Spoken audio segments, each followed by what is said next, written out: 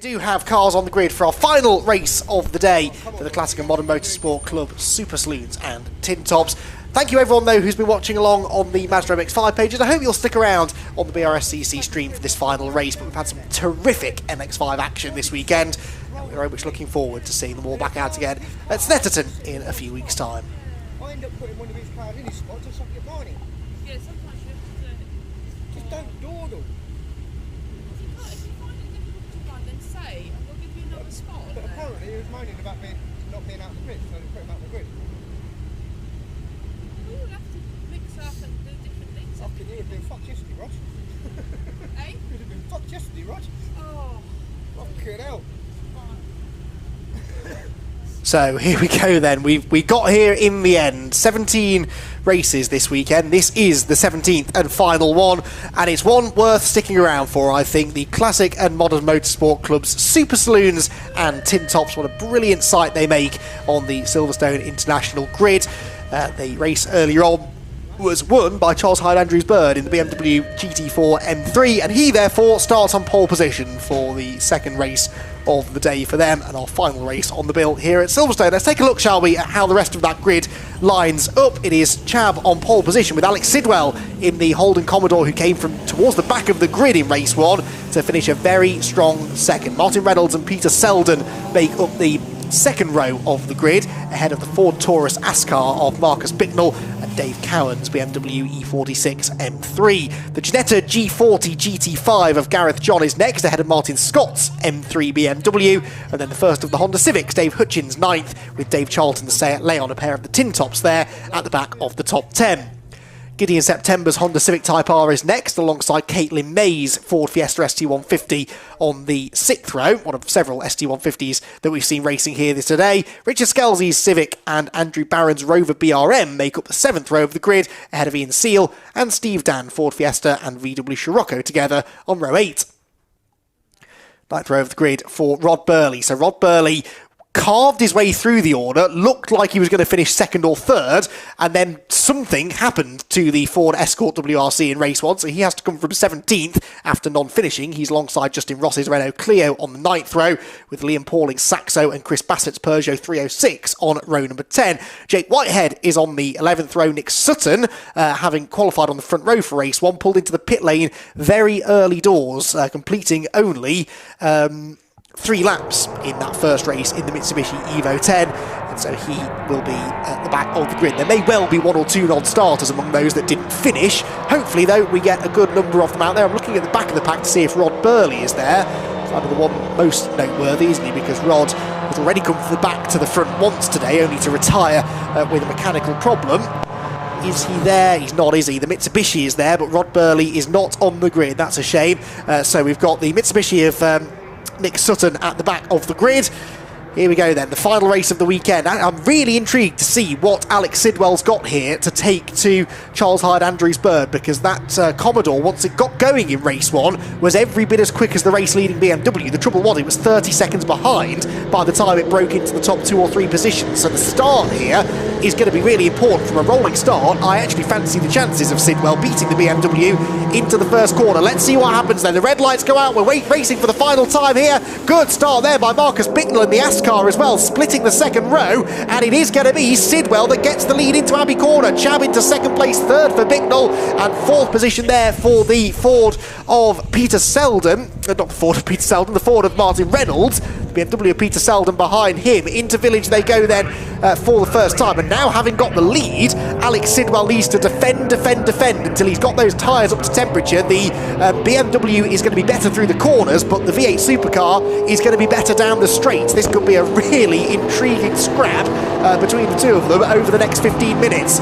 Down the Hanger Straight for the first time. There you can see Sidwell stretching the legs of that Gary Rogers Motorsport prepared Holden Commodore, and it is a decent lead that he builds up down the straight, which then disappears in the braking zone. So the trouble that Charles Hyde Andrews Bird has here is that it's very, very hard to overtake a car that is better than you down the straight, because even if you get past it through a corner, it will then just rocket straight past you again down the next flat out section. So, and of course, as long as Sidwell doesn't make any mistakes, just sort of parks his car on the apexes, Charles Hyde Andrews Bird can't drive through him. So here he comes, he gets a better exit from Club, can't get level though with the Holden, which hangs on to the lead for the time being. So Sidwell leads then, Charles Hyde Andrews Bird in second position. Third place then is the Ascar of Marcus Bicknell. Fourth position for the Escort of Martin Reynolds. And then, well, is it fourth? Because he might lose that fourth place now to Peter Selden, who looks to the inside of him into Village, but the BMW not able to get through. Where was the BMW? No, it's still there. It was tucked up so close behind the Holden that I thought we'd lost Charles Hyde Andrews Bird there, but he is still there in second position. Again, same story, different lap. Alex Sidwell under pressure through the twisty stuff, but then stretches his legs down the straights. The more laps he gets, the more confidence he's going to have in that Holden, and the harder it will be for Charles to outbrake him into a corner, which he thought about doing from an awfully long way back into Stowe then. For a moment he was going to commit to the move. What about down into Club? Looks to the inside. They're both actually being caught slightly here by Marcus Bicknell, as there's a big mistake there for Sidwell through Club. That's going to leave him vulnerable coming out of the Club chicane. There's the Ginetta, meanwhile, of Gareth John on the inside of Dave Cowan's M3 BMW. And that will be a change of position for 6th place then. Although both of those two cars running in different classes. Notice the Mitsubishi going through there, so Nick Sutton's still running. That's a good sign. And he's inside the top 10 now as well. 8th position for the Evo 10 Mitsubishi. There it goes, the white 444 car. And then behind him is Hutchins in the 49 Honda Civic, side by side for the race lead, and Charles Hyde Andrews Bird round the outside at Village corner. Now, he's got the move, has he? Leaves a very wide berth for Sidwell, and that's going to be his undoing, because now Sidwell comes off the corner side by side with him, and we know he's got more straight line speed down into Stowe corner, so Sidwell will go back ahead. How far ahead will he be into the braking zone though? Because we know that the BMW can brake quite a bit later. Goes for the lunge up the inside, he gets to the apex first. This is brilliant stuff. Neither driver wanting to back down, and both of them trying to capitalise on the areas of the circuit which suit their cars. The Holden stays in front for now, but again the BMW is late on the brakes. Goes to the outside, Sidwell outbrakes himself, needs to park it on the next apex through the right-hander, which he doesn't. He runs out a bit wide. Can Chab get to the inside? No, he can't. Sidwell hangs on. I had a feeling this would be a spicy race between the two of them, and because the Commodore is in front, that's exactly what we're getting. I actually think that if Charles had the lead right now, he probably would be able to get away, just because there are enough twisty sections for him to really stretch the gap, but he just can't find a way past. Even when he did get through at this part of the circuit a lap ago, couldn't make it stick down the hanger straight. This time, instead of trying to go right round the outside of Sidwell, he takes the switchback, focusing on getting a good exit from this sequence of corners to try and limit the damage that's done down the hanger straight. But Sidwell, he's getting some temperature into those slick tyres now, and he's starting to look a bit more comfortable. So Sidwell leads, Charles Hyde Andrews Bird second, Marcus Bicknell third, but some way back now. Those three are all in the same class, all Class A cars. No, they're not, sorry. Marcus Bicknell is a invitational class car, so Class A battle for the win is the fight between the top two cars only. There is the 27 car of Peter Selden. He's a Class D runner and leads that category for the time being. As he comes down into the Club complex, he's one of the loneliest drivers in the race, actually, in 5th place. Oh no, that's the Mitsubishi. I was about to say that Nick Sutton was catching that group, but well, whatever the problem was in race 1, this one looks a bit more dramatic now. Is there oil down? Well, let's hope not. There's a cloud of smoke. Here comes Dave Hutchins in the Civic. Can he get the car stopped? Well, he can, but he wasn't on the racing line, was he? They're all avoiding the racing line, which does sort of tell me that there might be some fluid down on the circuit. We'll find out, I guess, when the leaders get down there next time. Let's hope that's not the case, because that could be a real disaster. Oh, a puncture for the Scirocco. That's going to be end of race as well, I'm afraid, for Steve Dan. Now, leaders down the hanger straight, when they come out of the next corner, they're going to be faced with a cloud of smoke, potentially, if it's not drifted away by now. But more worryingly, there could be oil on the track into Club corner. Let's see. Sidwell looks a bit more comfortable now, doesn't he, over the BMW driver in second. There is a slippery surface flag down. Will they spot the fluid? Well, Sidwell takes a tight line into the braking zone at Club corner, and as such, doesn't struggle for a lack of adhesion. So if there is fluid down, they're either avoiding it well, or it's not all that significant. Oh, Charles really pushing hard there. using all of the road out of Club Corner, snapping at the heels of Alex Sidwell's Commodore, like an angry terrier. Further back, fight for 11th place, and this is a battle within class actually. The number 80 car is Gideon September, who runs within the T1 class 1 of the TinTops that is, and the Citroen Saxo behind, also in the same class. Saxo though was a non-finisher earlier on, Liam Pauling. Excuse me, he's actually a T3 car, so he is running in the TinTops, but a slightly different category of TinTops car. No overtaking, of course, down into Club Corner. The Honda Civic, I notice, an Area Motorsport prepared car. It seems you can't go anywhere in British motorsport these days without seeing an Area Motorsport Honda Civic. They are absolutely everywhere, and not really a surprise, I suppose. Rob Baker's squad preparing Honda Civics is what they do, and they do it very, very well indeed. Nice to see one cropping up here in a slightly unexpected place. Well, at the moment is Gideon in 11th spot. Leader's just roared across the line, and Charles Hyde-Andrews Bird was 3/10 quicker than the leader that time, so he's got the gap down a bit as we move into the second half of the race. Just 3/10 in it. They're going to appear, were going to appear through that first sequence of corners in the next few seconds or so, and of course they're going to catch this group of cars to put a lap on them in the next lap or so, aren't they? There's the number 3 BMW heading through. That is another car that didn't get to the end of the previous race, Jake Whitehead in his M3 BMW, going up the inside and past one of the Fiestas there. That will be the 152 car, which is Caitlin May. That car won its class earlier on. Right, here come the leaders. Traffic. This could be the undoing, maybe, of Alex Sidwell, because that big, cumbersome, heavy V8 supercar might struggle to deviate from its line quickly enough to get past some of these slower runners, although at the moment actually it's Charles Hyde-Andrews Bird who's, if anything, being delayed a bit more by the back markers. And actually, because he is completely reliant on his mid-corner speed to make his lap times, in a way, the traffic is more of a danger to him, because he, well, not a danger, but it's more likely to cost him lap time. Because if he has to go anything other than 100% speed through a corner, then he's going to lose lap time, whereas Sidwell's quite slow through the corners anyway and gains all of his time down the straight. So, I say slow, you know what I mean, comparatively speaking, compared to the BMW. I'm sure I couldn't get that Commodore around the track the way that Sidwell is. Although I wouldn't mind giving it a go if he's listening, which I hope he's not, because he's leading the race, you know what I mean. Sidwell in a car that I'm sure a lot of people here at Silverstone would like to have a go in. It's got its own history behind it of competition over in Australia, and it's one of several V8 supercars that have made the trip over to the UK in recent years, racing in various different championships. I wonder if eventually we'll have enough of them racing over in the UK that we can have our own V8 Supercars Championship, maybe. That would be kind of cool, wouldn't it? Like we see with some of the old Super Touring cars that are having a bit of a revival again this year. There must be getting on for double figures now of Australian supercars in this country.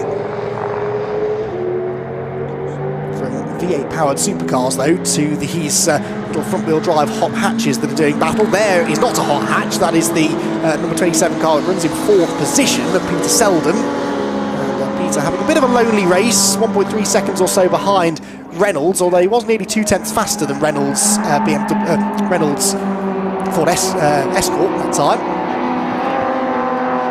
Reynolds in the Escort, Selden in the BMW chasing him down, and then Marcus Bicknell a slightly lonely 5th position. The gap back down under a second that time around between Sidwell and Charles Hyde-Andrews Bird. Depends which bit of the track we cut to them though. Sometimes it looks like they're really close, and then if it's at the end of a straight, of course, the gap looks like it's an awful lot bigger.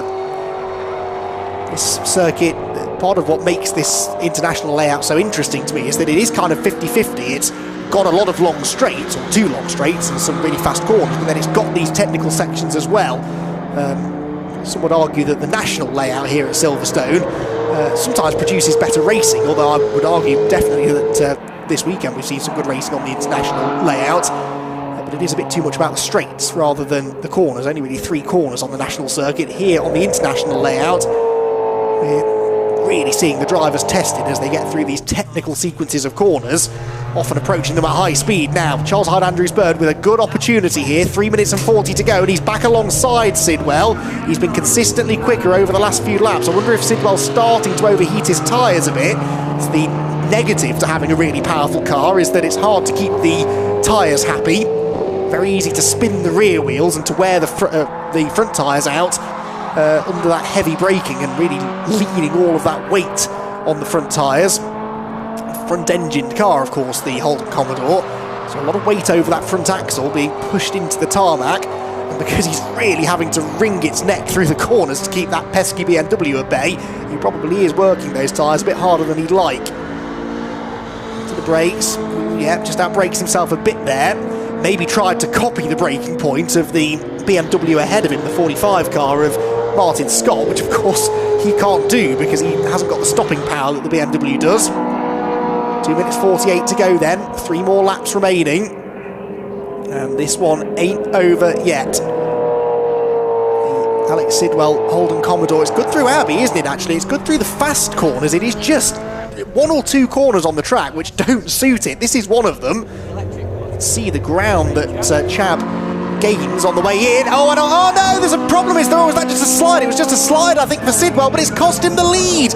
He makes the mistake coming out of Village Corner, almost lost control of the car, I think, and that might just be it. I don't think he's going to be able to get close enough down the straight, and that will probably be his last opportunity to get onto turns with Charles Hyde-Andrews-Bird. He's closing, you know, but it'd have to be a demon move on the brakes, and we know that the BMW is stronger on the brakes. Into Stowe they go.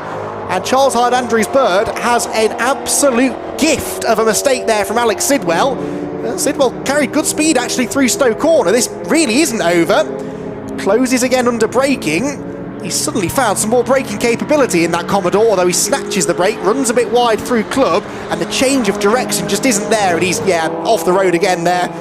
And that is, I'm afraid, the end of Alex Sidwell's charge for the race win. I don't see Charles Hyde-Andrews-Bird giving this one up. What a shame though, he just couldn't quite control the power coming out of Village. Those really tight corners are where you're going to struggle, I guess, with no traction control. And so much power and under so much pressure as well, with tyres that were past their best. I guess a mistake was always likely, but 2.5 laps away from what would have been a very popular race victory there for Alex Sidwell. Not that we're not rooting for Charles Hyde-Andrews-Bird, but oh no, that's the Rover. Well, that was the Rover. The engine of that car has expired rather spectacularly, going down the back straight. Andrew Barron's race comes to a very smoky end. Again, hopeful that there's no fluid on the track, and also hopeful that he can get that car out of the way so we can get this final lap in. They choose to throw an early checkered flag. Looking out of the window, I can't see one being readied, so I think they're pretty confident they can get the last lap in. Charles Hyde-Andrews-Bird comes out of the final corner to begin his final lap of racing. Alex Sidwell threw everything at this and got a really good start, led early on, defended magnificently through those early laps from some pretty strong overtaking efforts from Charles Hyde-Andrews-Bird. And in the end, the BMW driver looks like he's going to get the double victory, but it was a very entertaining race, this. I said after the first race that kind of just set us up for this second race, got all of the quick drivers together at the front of the field, all of them apart from Rod Birley. It's a shame that we don't have Rod Birley out there for this race. Nice to see him out on the track and getting stuck into this battle as well. Imagine sticking Rod Birley's Ford Escort in the middle of these two. That is a fight you'd buy a ticket for, isn't it? Oh, our timing screen works again now, by the way, with half a lap of racing to go in the day. But I can tell you it's a 4.8 second lead over the top two as they come into the club corners for the final time. Then out onto the start-finish straight will come Charles Hyde-Andrews-Bird. A double race victory, but one he really had to work for. Congratulations, though, to the BMW driver. He wins both of the Classic and Modern Motorsport Club Super Saloons races this weekend. Alex Sidwell, one of the stars of the show today, though, and he finishes 4.5 seconds back in second position. Third is the red BMW of Peter Selden. He is under pressure, though, from the 271 Ford Escort of Martin Reynolds. Reynolds is just going to run out of time though. The BMW looks like it's going to hold its third position to the flag. It was out of club corner, across the start finish line, and yep, it is 2 BMWs on the podium. The Ford Escort comes home in 4th. Marcus Bicknell was 5th, although in fairness had the BMW of Dave Cowan only a second or so behind him at the start of the final lap. There he is, the Team Penske liveried Ford Taurus Ascar, although it's got the Mustang badge and logo on it. It is supposedly a Ford Taurus it's designed after, and it does come through to get 5th position. And that will be a class win for him as well. Cowan 2nd of the Class C cars, Reynolds getting the win in his Ford Escort in that category. But it's this BMW driver that has won both of the races here at Silverstone. Average speed of 91.35 miles an hour. That's slightly faster than the Intermarques, so that is, I think, going to be the fastest average speed of the weekend. Charles Hyde Andrews Bird, who manages to achieve it, and Alex Sidwell, who really took the fight to him in that race. So the final checkered flag falls here at Silverstone. Here is the results from the Classic and Modern Motorsport Club's Super Saloons and TinTops race. Charles Hyde Andrews Bird takes the victory over Alex Sidwell in 2nd place. Both of them running in Class A. Class D goes to Peter Selden in 3rd. Class C to Martin Reynolds in 4th. And Marcus Bicknell in 5th wins wins the Invitational category. You can see Liam Pauling was a class winner, so was Caitlin May. We lost Andrew Barron, Nick Sutton and Steve Dan, unfortunately. 2 of them in particularly spectacular fashion. Barron and Sutton with some big engine failures, and Steve Dan with a punctured tyre. So, down into the pit lane come the drivers. Jake Sanson awaits to have a chat with the top 3 finishers, who I'm sure will be a little out of breath. Certainly 2 of them will. Even Selden had a slightly tense end to the race there, being reeled in as he was by Martin Reynolds.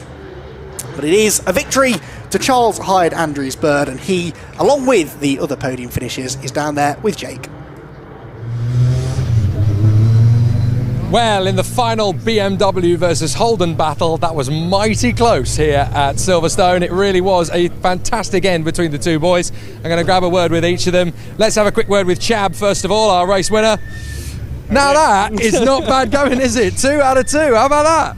It was a lot harder than the first one. The first one was like listening to Shadi or a John Peel session driving around, but that was tough on that side of things. It was great racing Alex. I mean, the cars are so different, but I know he's on those Sport Maxes, but we got Pirellis, which might have made a bit of a difference. I don't know. Yeah, it was mental. So good. I mean, what is it like when you're there wheel to wheel in a very, very quick Beamer when you've got a Holden Commodore from Australia going wheel to wheel with you? It depends what end of the circuit, because down the straights he's gone, but under braking this thing's just mighty. And yeah, I think Alex lost it. I think his name's Alex. Coming out one of the corners and yeah, just nipped through. I didn't really see it happen. I just sort of went for it, and it kind of all came together. But it was hilarious. It was so funny going side by side through bits that we shouldn't be doing. But yeah, it was awesome. And a good kick-off to 2022. I have a feeling now that the ball's rolling, you're just going to keep on going. Well, we got this new number, and every time we've used it, well, we've used it like a couple of years ago, we've won. So I think we might have to stick with it now. But yeah, it was mint. Yeah, well chuffed. There you go, 861. Chab is here to stay. Good job, well done. Thanks very much, good to see you. Good to see you again. Right, so that is Chab all done and dusted after 2 great races. Let's see if we can find Peter Selden. We haven't spoken to him yet. A 3rd position and a very tough battle at the end there with Martin Reynolds. That kept you on your toes. Yeah, it did for a 71-year-old. Not bad going at all. No, no, Martin was great. Clearly his car is quicker in a straight line, but my brakes are better. So it was a good contest. It was an equal contest, good fight. Thoroughly enjoyed it. I hope Martin did too. I'm sure he did. Yeah. It looked pretty exciting out there right to the end. As the day was getting a bit cooler, were the tyre temperatures a bit harder to look after? No, I'd say slightly better actually. Okay. With the cooler temperatures, they were holding up slightly better. That said, I mean, the right-hander at the end of the Hanger Straight, Stowe, I mean, it just turned the wheel and just ploughs on, and you calculate how much traction you've got based on how much throttle you're setting, and that's, you know, if you're going to run off, then you pull up a bit on the throttle. But no, just a great saloon car battle. Terrific. 71 years young and a podium at Silverstone. That's not bad going, mate. Well done. I must have bribed somebody or something. No, it was on your own effort. Good job, well done. Thank you. All the best. Excellent stuff. So what a great performance there from Peter Selden. 71 years of age. I hope I'm that sprightly when I'm 71.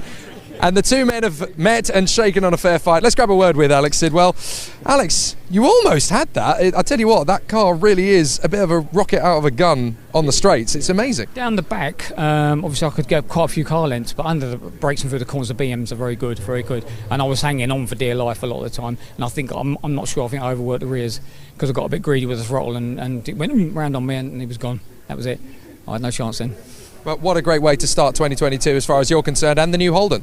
Yeah, well, that's the thing. I mean, that's the first race that car's had in 2017 anywhere in Angell, and yeah, not bad at all. Good tribute to the guys that made the car. Yeah. So continuing on, hopefully there's a few wins in this car over the year. Well, let's hope so. Look at my last time when I won, I ended up getting taken out for. We'll take every race as it comes. I think that's the way. Great job, excellent entertainment. Thank you for every single lap. Well done. Thank you very much. That was absolutely mega. The Classic and Modern Motorsport Club really have been fantastic guests, and I have a feeling that when they come back, they'll be even better than this time. Well, there we are, Andy, all done and dusted. I'll leave it to you to hang up. Good job.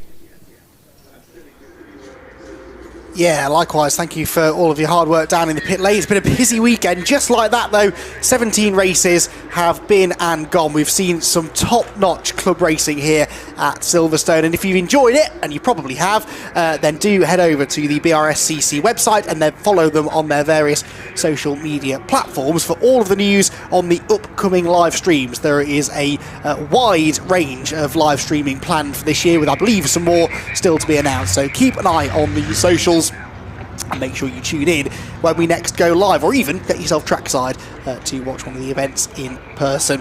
With that, though, that is all we have time for here at Silverstone. A huge thank you to everyone at the BRSCC for all of their hard work over the winter in setting up another fantastic season of racing. To all of the marshals and officials here as well who have given up their time to allow us to go motor racing, we thank you for your hard work, and look forward to seeing you all again back at the track in the near future. From myself, though, Andy McEwen, and from Jake Sanson down in the pit lane, it's been a pleasure having you along for the ride. Thank you very much for joining us. We'll see you soon.